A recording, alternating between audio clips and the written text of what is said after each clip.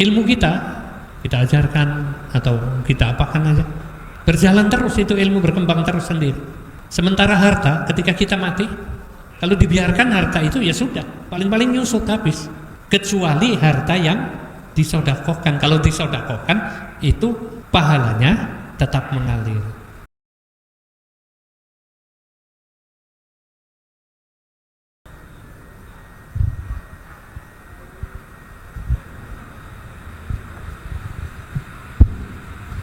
Assalamualaikum warahmatullahi wabarakatuh. Alhamdulillahirabbil alamin, wassalatu wassalamu ala asyrafil anbiya'i wal mursalin nabiyyina Muhammadin wa ala alihi wa sahbihi wa man tabi'ahum bi ihsanin ila yaumiddin. Ikhwani rahimakumullah, ittaqullaha haqqa tuqatih wa la tamutunna illa wa antum muslimun. Saudara-saudara rahimakumullah, sebelum saya mulai, tolong kalau bisa geser kemari sedikit. Saya akhirnya meleng ke kiri terus nih, ya. Kesini nih, 5 orang kesini. 5 orang sebelah kanan saya.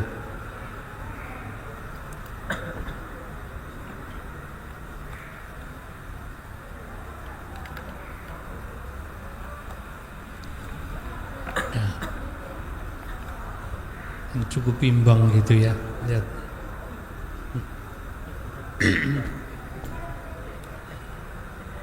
Saudara-saudara rahimakumullah, pekan lalu kita sudah bahas bagian kelebihan ilmu ya.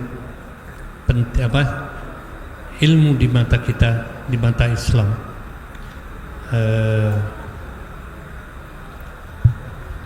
Ini masih tambahan lagi atas kelebihan ilmu, utamaan ilmu.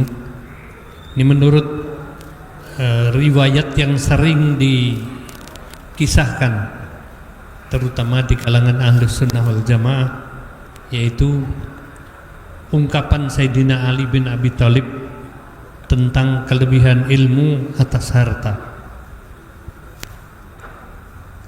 Yang pertama, ilmu menjaga pemiliknya.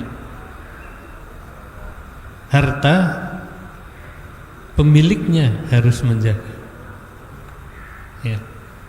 Dengan ilmu, makin banyak ilmu kita, makin hati-hati kita melangkah. Makin banyak ilmu kita, makin hati-hati kita menjalani kehidupan.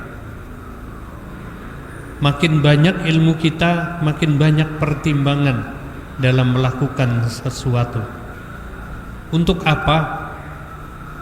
Karena makin banyak ilmu kita, kenapa kelihatannya makin repot kita ya?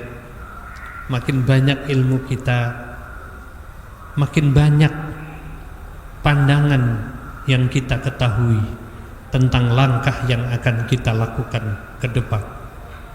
Akibatnya kita makin terjaga di jalan yang benar. Jadi ilmu menjaga kita. Kalau harta langsung udah paham lah ya, kita yang jaga harta. Mana aja, kadang ada yang nyimpan di deposit box di bank ya, ada yang menyimpan di bank, ada yang macam-macam lah ya. Kenapa? Ya dalam rangka menjaga harta kita. Ada pembukuan yang jelas, ada perhitungan yang jelas, penempatan yang hati-hati dan lain sebagainya.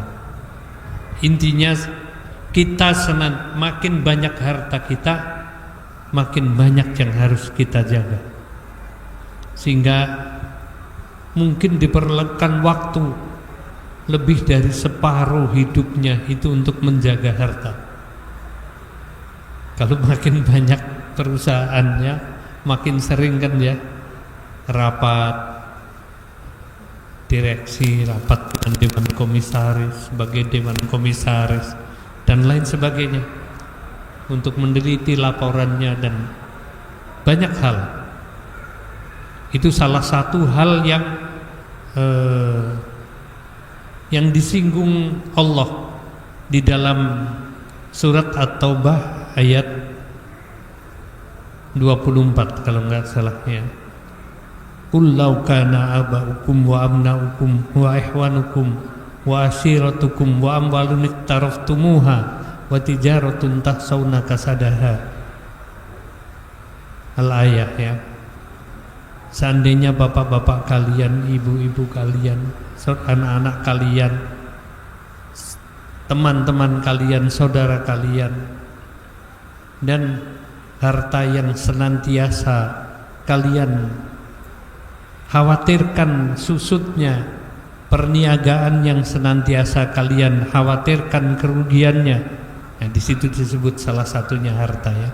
Ahabba ilaikum minallahi wa rasulih wa jihadin fi sabilih fatarabbasu hatta ya'ti Allahu bi amrih wallahu la yahdil qaumal fasiqin. Termasuk salah satunya tadi harta, orang tua, nenek moyang, budaya, leluhur dan lain sebagainya. Lebih kalian cintai daripada Allah, Rasulnya, dan jihad fi sabilillah. Kata Allah, fatarabbasu hatta ya'ti Allahu bi amri. Tunggu saja saat datangnya kemurkaan Allah. Apa yang akan Allah lakukan kepada kalian? Apa yang akan Allah perintahkan untuk kalian? Artinya datangnya murka Allah. Kalau itu lebih dicintai daripada Allah, Rasul, dan jihad fisabilillah. Silahkan berharta banyak kalau untuk mengabdi kepada Allah, untuk meningkatkan pengabdian kita kepada Allah, meningkatkan ketakwaan kita kepada Allah. Berapa banyak orang yang hartanya banyak, tetapi makin banyak hartanya, makin banyak nilai perjuangannya di sisi Allah Subhanahu wa taala, makin banyak manfaatnya lidinillah, untuk agama Allah. Itu enggak salah. Ada di hari ini, ada di mana? Di Saudi. Salah seorang konglomerat Saudi itu namanya Sulaiman Ar-Rajhi, pemilik Bank Syariah Ar-Rajhi, di salah satu bank syariah, mungkin bank syariah terbesar di dunia, Ar-Rajhi. Sulaiman Ar-Rajhi itu termasuk salah seorang paling kaya di Saudi. Hartanya ratusan triliun rupiah atau mungkin ribuan triliun rupiah. Tapi hidupnya sangat sederhana, amalnya luar biasa, kemana-mana. Muhammad bin Lazim, pemborong terbesar. Ini abahnya si siapa? Yang Usamah bin Laden. Udah meninggal beliau. Dia pemborong terbesar di Saudi. Juga hartanya kemana-mana, sampai kemana-mana, disodakohkan untuk beasiswa, untuk macam-macam. Hidupnya pun tetap sederhana, tapi lebih sederhana lagi hidupnya Sulaiman Ar-Rajhi. Kemana-mana kalau naik pesawat ya kelas ekonomi aja. Padahal beliau beli pesawatnya aja bisa, mau beli berapa pesawat juga bisa, tapi pergi cukup pakai kelas ekonomi. Tapi kalau untuk sodako jangan ditanya berapa besar. Beliau menanam jutaan pohon kurma, kebun dengan jutaan pohon kurma, menyulap padang pasir, yang hasilnya untuk disodakohkan semua. Jadi bukan tercela orang berharta, tetapi jangan sampai dikendalikan harta. Kitalah yang mengendalikan harta. Jadi kenapa bisa begitu? Karena beliau punya ilmu. Menurut Islam, orang yang disebut orang yang berilmu, innama yakhshallahu min ibadihil ulama. Di Quran disebut begitu. Orang yang paling takut kepada Allah, yang paling takwa kepada Allah adalah yang ulama. Itu baru orang yang berilmu yang sebenarnya. ilmu yang menyelamatkan dirinya dan orang lain dari api neraka. Yang lain ilmu-ilmuwan. Tapi kalau ilmu yang sebenarnya yang membuat seseorang hidupnya tertata, hidupnya hanya untuk Allah semata. Innas sholati wa nusuki wa mahyaya wa mamati lillahi rabbil alamin. Yang kedua, ilmu bertambah bila dibagikan, harta berkurang bila dibagikan. Jadi kebayanglah ya, kalau harta dibagikan, ya orang 1.000.000 dibagikan 500 tinggal berapa? 500 ya. Ilmu makin banyak kita membagikan, makin banyak kita mengajar, makin nyantel di kepala, makin nyantel di otak kita. Anda kalau ingin cepat pandai di suatu bidang, pelajari bidang itu kemudian ajarkan pada orang lain. Makin banyak Anda mengajarkan, membagi ilmu Anda, makin lekat ilmu Anda itu di kepala Anda. Makin kita nggak lupa. Kalau ingin kita punya ilmu apa saja, ajarkan ke teman. Insya Allah Anda akan jadi ahli di bidang itu. Jadi saya pernah ya memimpin lembaga pendidikan gitu ya, berapa tahun. Untuk meningkatkan ratingnya,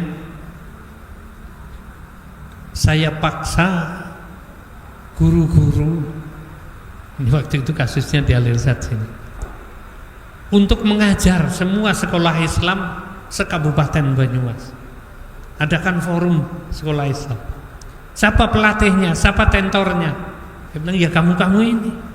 Datangkan dari mana? Lah kamu aja.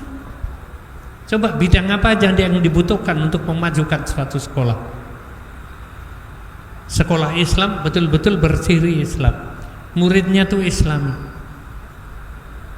Karena ada kasus.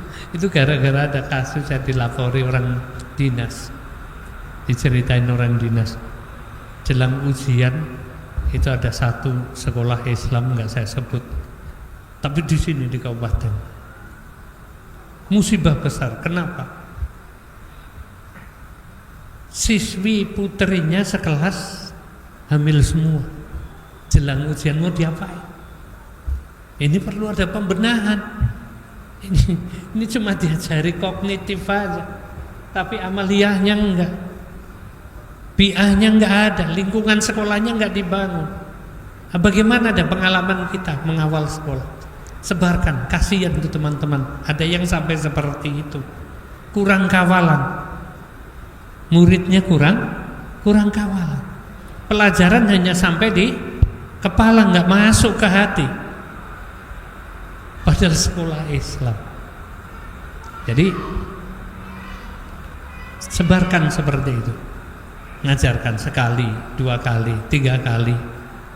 Nggak sampai 2 tahun forum itu berjalan. Sekolah saya, sekolah kita naik sendiri rankingnya. Kenapa? Gurunya jadi ahli. Jadi ilmu ketika dibagikan bertambah. Harta kalau dibagikan berkurang. Kalau ilmu disimpan sendiri, yakinlah sebentar kita ketinggalan. Tapi ketika kita bagikan, paling tidak dalam forum ketika kita mengajar ada pertanyaan-pertanyaan. Nah, pertanyaan itu yang meningkatkan kualitas kita. Jadi termasuk salah satu yang saya sayangkan di sini kalau ada ceramah sedikit sekali pertanyaan. Ya kasihan gurunya dong, nggak ningkat-ningkat nanti ilmunya. Kalau banyak pertanyaan, insya Allah gurunya nanti jadi pintar, gitu ya. Ustadznya pintar di sini. Nah, ilmu dibagikan bertambah, harta dibagikan berkurang. Kemudian Ilmu itu memimpin kita. Harta dipimpin kita. Harta tergantung sama kita. Kalau dengan ilmu kita, makin banyak ilmu kita, makin banyak pilihan yang bisa kita bisa kita lalui. Ada satu persoalan, masalah apa gitu ya. Kalau orang yang sempit ilmunya, solusinya paling satu. Tapi kalau orang pengetahuannya luas, solusinya banyak. Makin banyak pengetahuan, makin banyak solusi. Sehingga salah satu cara untuk untuk mendapatkan ide-ide kreatif, ada metode namanya brainstorming. Mengumpulkan ide-ide, mengumpulkan pemikiran orang. Misalnya, kalau saya ditanya, ini untuk meramaikan masjid ini agar banyak pemuda datang, bagaimana caranya? Mungkin solusi saya cuma satu. Tiap maghrib diadakan buka bersama, insya Allah ramai maghribnya. Atau tiap subuh diadakan, habis itu sarapan bersama. Saya kira ramai enggak kira-kira? Nah, saya cuma satu itu idenya. Tapi kalau kumpul dengan kalian sekian banyak, saya kira duduk 2 jam harus masing-masing punya 3 ide. Keluar enggak 3 ide itu? 30 orang kali 3, 90 ide. Itu brainstorming. Mengumpulkan ide. Artinya kan mengumpulkan ilmu.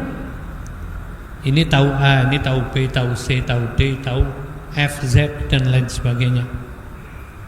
Masing-masing punya pengalaman yang berbeda-beda, punya gambaran yang berbeda-beda. Namanya brainstorming. Silahkan ngomong aja, kepingin apa? Pak, adakan ini, Pak, adakan ini. Jangan tanya bagaimana caranya, bagaimana, dari mana biayanya, siapa yang akan melaksanakan. Kepingin apa, sampaikan saja. Itu brainstorming. Nah, nanti dari sekian puluh ide, 100, 200 ide dikumpulkan, mana yang agak mirip dijadikan satu. Yang agak mirip jadikan satu, diperas. Dari 200 ide misalnya bisa jadi 50 ide. 50 ide kumpulkan lagi, jadi berapa lagi? Jadi 10 kumpulkan lagi, diperas lagi. Ini apa nih intinya? Nanti akan ketemu. Mungkin jadi 2 kegiatan, jadi 3 kegiatan yang sangat kreatif nanti. Nah, setelah itu ide ini ketemu, baru difikirkan bagaimana menjadikan ide ini menjadi program yang nyata. Nanti muncul caranya, bagaimana apa bentuknya, apa acaranya, bagaimana melaksanakannya. Akhirnya muncul siapa panitianya, bagaimana mencari pembiayaannya. Oh, ini bisa dijual, bisa dikerjasamakan, bisa macam-macam. Itu belakangan. Jadi ilmu memimpin kita. Kita terpimpin dengan makin luasnya pengetahuan, terpimpin kita menjadi suatu ide-ide yang kreatif. Sementara kalau harta, ini kita ada duitnya segini, bisa buat apa? Dipimpin nanti kita sama itu, dibatasi. Kalau tadi dengan ilmu kita diluaskan dunia kita, dengan harta disempitkan, kita dibatasi dengan itu aja. Kalau kita hanya terpaku dengan apa yang ada, harta kan berarti apa yang ada. Dan dengan ilmu kita bisa mengendalikan harta dengan benar, mengendalikan kepemilikan kita dengan benar di jalan yang bermanfaat. Kemudian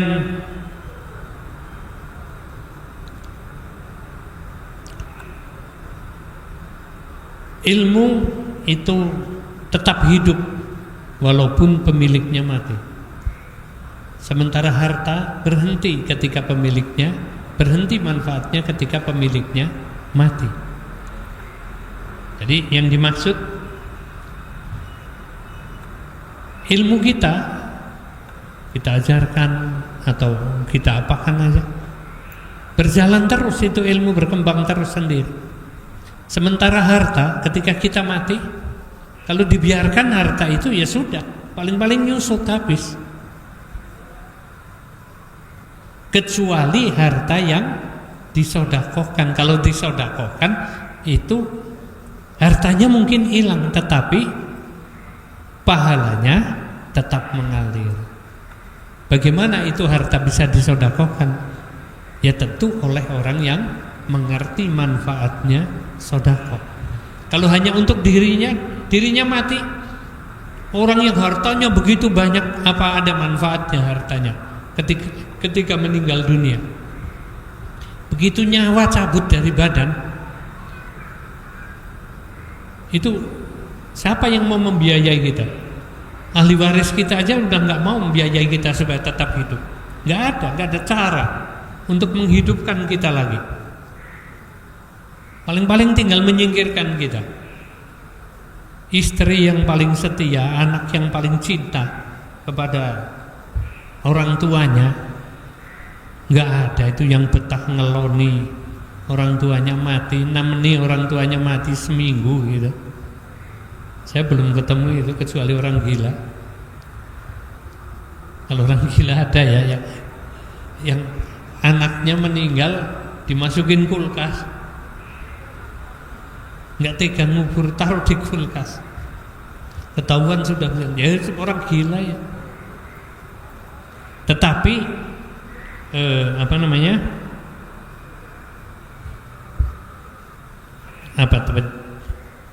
dengan harta ya, tadi harta. Ketika seseorang sakit sangat parah, orang yang sangat kaya sakit sangat parah, itu hartanya kalau ditanya mau dihabisin sama dia, berapapun ongkosnya mau berobat untuk kesembuhannya. Keluarganya pun mengusahakan kemana saja, tapi begitu dinyatakan oleh dokter meninggal dunia, berhenti itu semua usaha. Berubah, yang tadinya di hati-hati, tadinya di kotor sedikit dilapin dan lain sebagainya, dilus-lus, dipijetin. Begitu meninggal dunia tutupin pakai spray ya. Kalau di rumah sakit kan tutup spray apa? Tutup yang ada di situ, selimut, bawa ke kamar mayat. Dia sudah nggak butuh apa-apa lagi. Tinggal paling dipulasara jenazah, dirawat jenazah. Ngerawat jenazah ya sekedar dicuci, dimandikan. Orang Islam dimandikan, orang agama lain biasanya cuma dicuci lagi. Ya seperti dimandikan juga, dibungkus, dikafani. Setelah itu segera dikuburkan. Kemarin ada teman saya meninggal. Jam 4 sore masih hidup, masih diupayakan luar biasa, dijaga hati-hati. 4:4 meninggal dunia. Saya pikir dikubur pagi ya, biasanya karena orangnya agak di luar kota. Saya baca beritanya meninggal pulang dari masjid ini pada Isya. Saya tanya ke keluarganya, akan dimakamkan jam berapa? Ini sekarang lagi mau dimakamkan. Udah gak nyala. Jadi sebelumnya sangat disayang, kayak apa semua. Begitu meninggal dunia jam 4 lebih meninggal, jam 7:15 sudah ya pokoknya habis sholat Isya dimakamkan semalam. Ditaruh kasarnya ya dipendem lah ya. Sudah beda alam, beda dunia ya.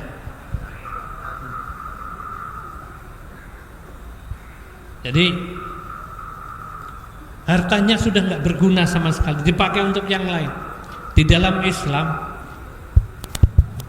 seberapapun banyaknya atau seberapapun sedikitnya harta seseorang, begitu pemiliknya meninggal dunia, detik itu juga harta itu sudah bukan menjadi milik yang bersangkutan, sudah kembali kepada Allah dan oleh Allah dibagikan kepada ahli waris, sudah menjadi hak ahli waris detik itu juga. Jadi kalau mau bagi waris sebelum dikubur pun boleh. Ya kalau bagusnya ya udah dikubur lah, dipotong biaya ngubur, utang piutang dan lain sebagainya, wasiat, utang piutang, janji hibah, itu semua dipotongkan, sisanya itu menjadi hak ahli waris, dibagikan sesuai dengan hukum waris Islam. Dan hukum waris Islam menurut para ahli hukum adalah hukum waris yang paling tuntas dalam membagikan waris secara adil, sesuai dengan hak dan kewajiban masing-masing. Kemudian yang kelima, ilmu adalah warisan para nabi, sedangkan harta biasanya warisan para hartawan. Kalau ilmu, dari manapun cara kalian mendapatkannya halal. Kalau harta, ada halal, ada haramnya. Jadi kalau ilmu mengawal kita, harta akan membebani kita. Ilmu adalah warisan para nabi yang menunjukkan kepada kita al-haq wal batil, bainal haq wal batil, antara benar dan salah, antara mudarat dan manfaat, antara apalagi baik dan buruk, antara halal dan haram. Kalau harta adanya cuma harta halal dan harta haram. Salah sedikit dalam masalah harta, banyak hisabnya. Kalau ilmu, menjaga kita dari hisab yang berat. Kalau harta, akan makin banyak hartanya, makin panjang hisabnya. Sehingga orang kaya itu makin akhir masuk, kalaupun masuk surga itu makin akhir masuk surganya, lama di dalam proses hisabnya.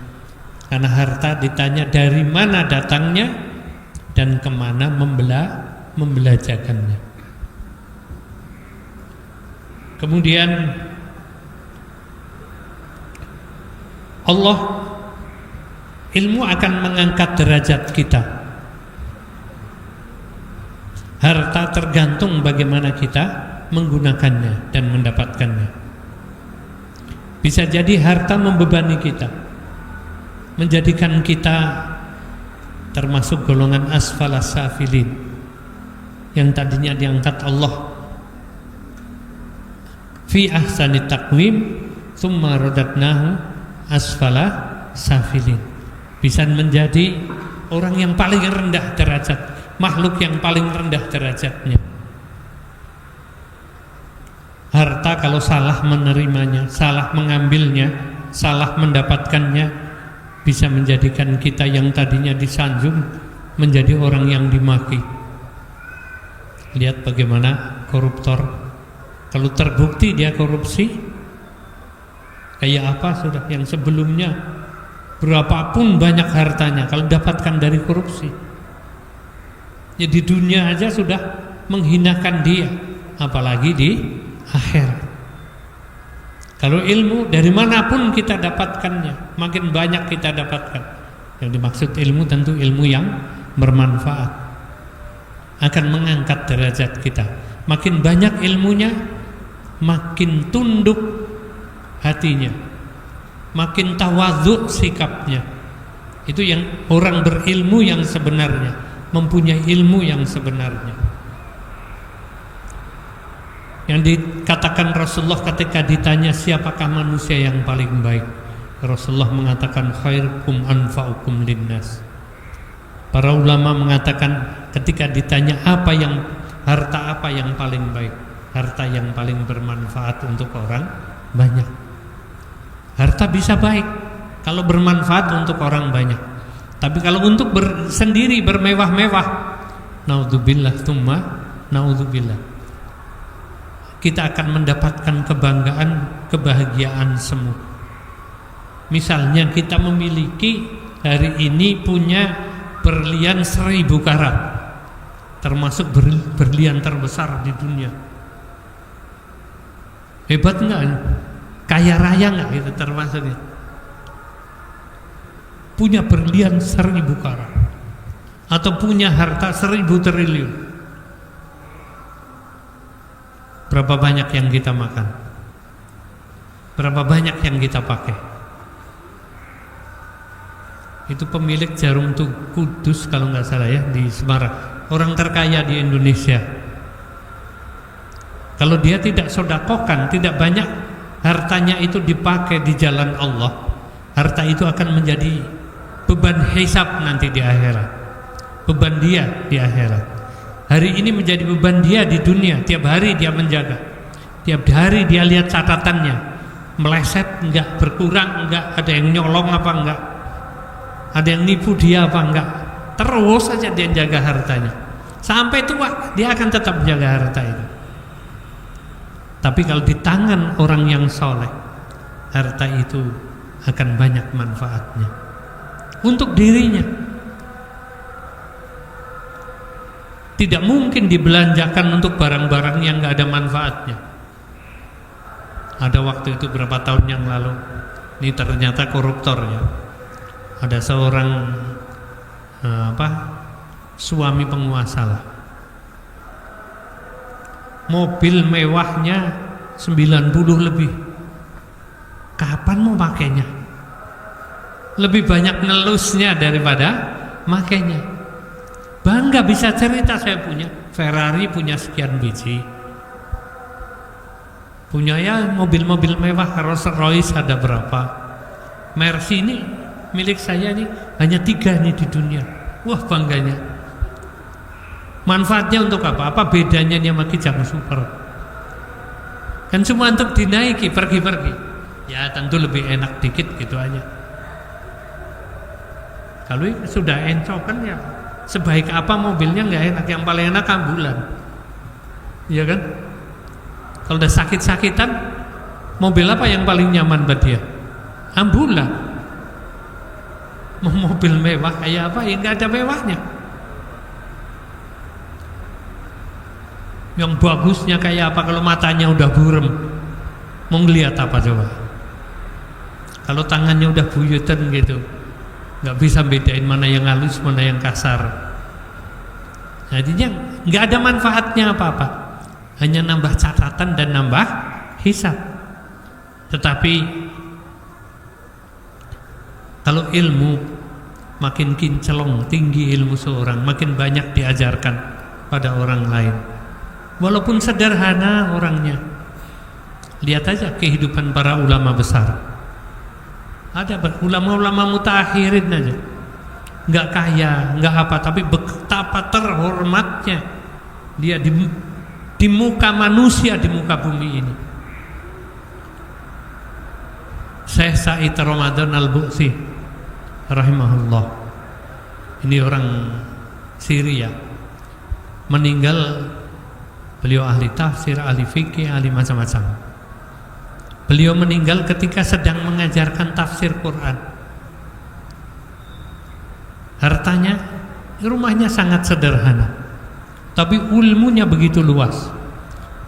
Beliau meninggal dibunuh, diledakkan mimbar tempat beliau ngajar kayak gini. Pada sholat subuh, tiba-tiba mimbarnya meledak, dipasangi bom waktu. Hancur berkeping-keping badannya.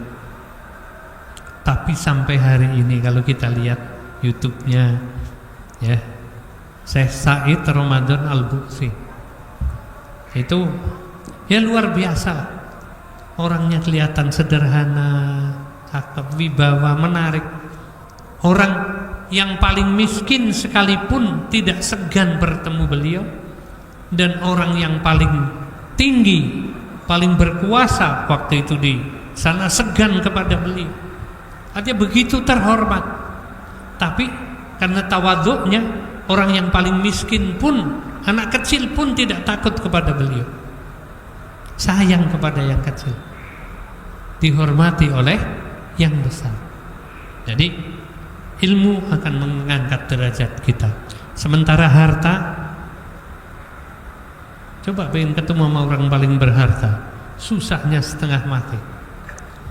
Paling disangkanya tiap kali orang datang kepada dia, disangka minta bantuan, minta sumbangan ya. Belum apa-apa udah curiga dulu. Dia sendiri tidak bisa memanfaatkan hartanya, orang lain cuma nggak bisa melihat dari kejauhan. Lalu apa gunanya?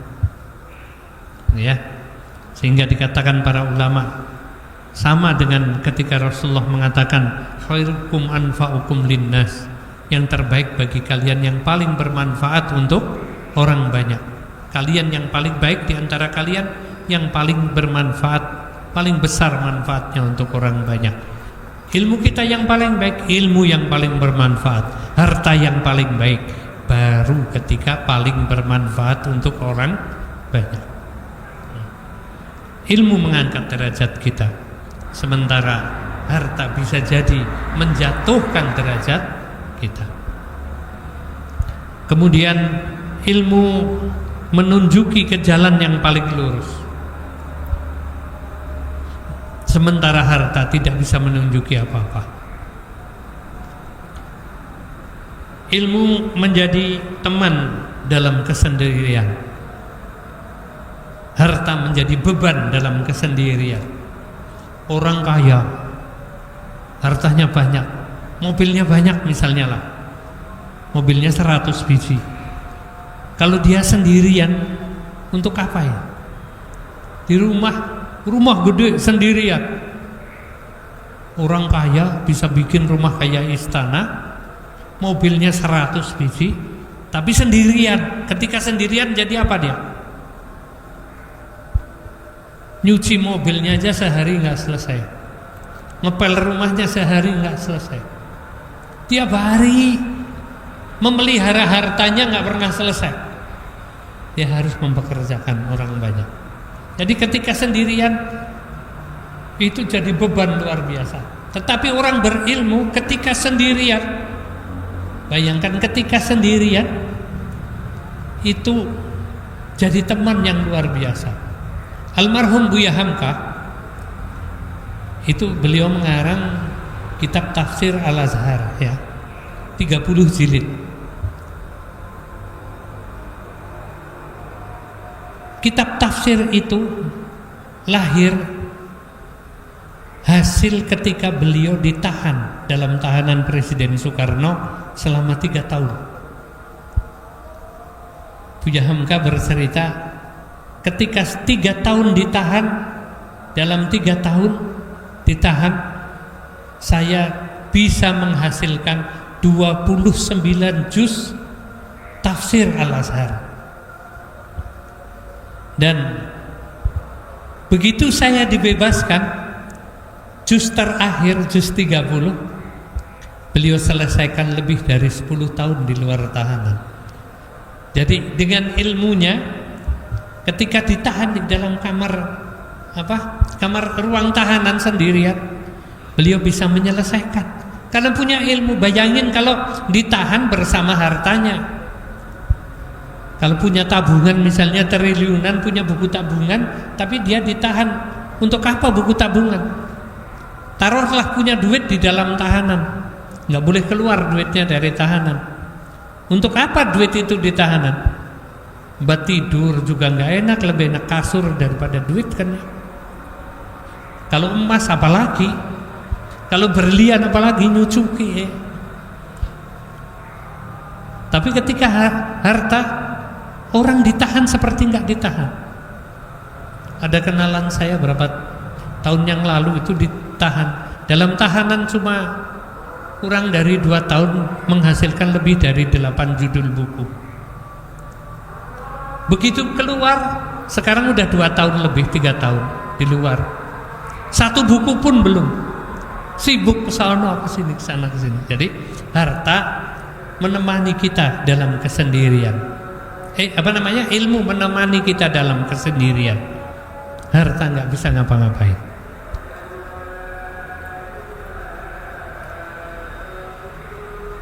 Ilmu tidak habis dicuri. Harta bisa habis kalau ditipu, dicuri dan lain sebagainya ya. Ilmu itu tidak bisa dicuri. Apa yang ada pada diri kita, apa yang kita pahami, nggak bisa dicuri orang. Tapi kalau harta bisa dicuri. Ilmu nggak bisa dicuri ya. Bisa ditiru orang, diciplak dan lain sebagainya. Istilahnya dicuri, tapi kan nggak pernah hilang dari kita.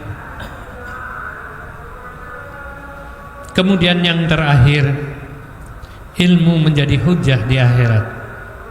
Ilmu akan menjadi pembela kita di akhirat. Sementara harta akan menjadi beban kita di akhirat. Ilmu akan menjadi hujah kita, menunjuk kalau ilmu itu betul-betul kita miliki dan kita gunakan sebagaimana seharusnya.